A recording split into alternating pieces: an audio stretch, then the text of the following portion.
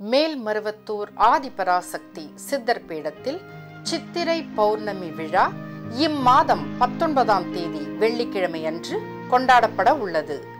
19ஆம் தேதி மாலை 5 மணிக்கு மாபெரும் கலச விளக்கு வேள்வி பூஜை நடைபெற உள்ளது.